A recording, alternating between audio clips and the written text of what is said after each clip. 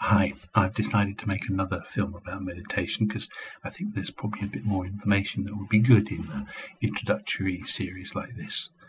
But a brief summary. We've established that meditation, or stillness as I like to call it, isn't so different from the regular spiritual practice that you would be doing for every minute of every day. If you do praxis, then the main one is constancy. So meditation then becomes your constancy done while you are still. We established that the right posture is really, really important.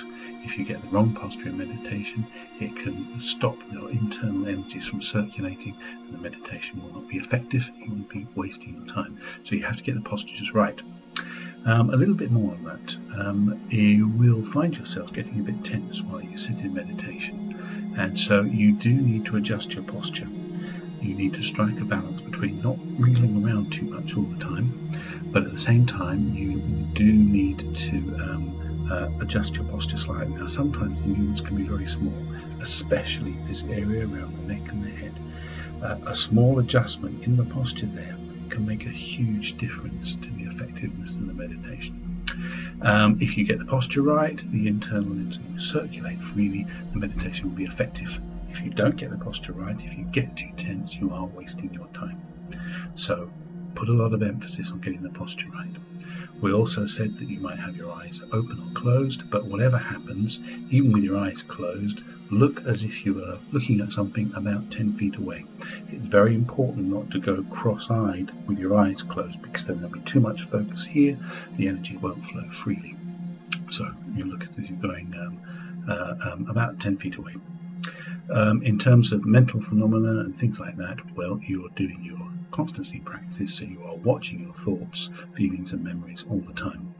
You will become aware that you will be talking to yourself in your head, and it can be very difficult to stop that. And my advice would be, don't try.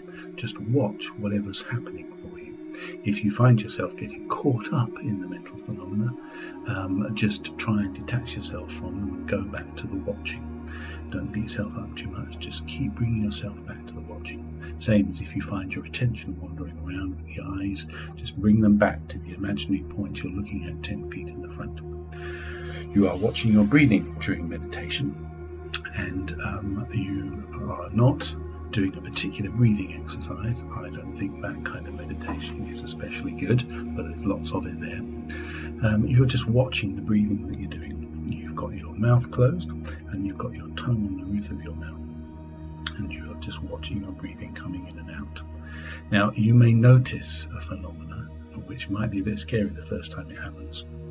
You can go into some very deep places while you're meditating, and it might appear that your breathing stops.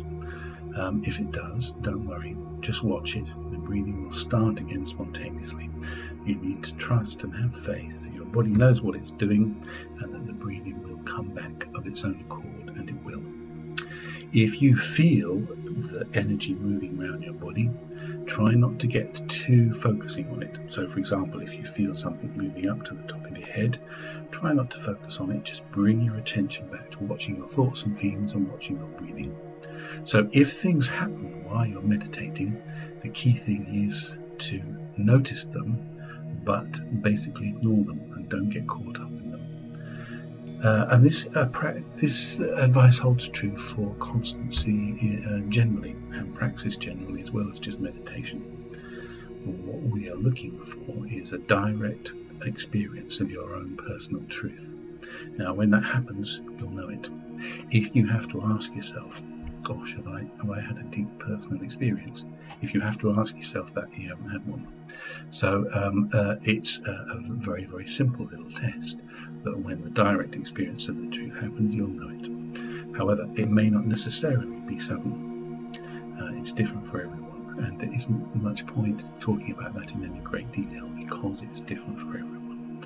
Praxis puts the emphasis on the technique. Apply the technique, find out for yourself. Now, we've covered most of the things now. Just finishing finally, emphasizing the thing about small adjustments. Don't wriggle around too much, but making the small adjustments in the posture can make a huge difference to the stillness practice. Okay, good luck with all that.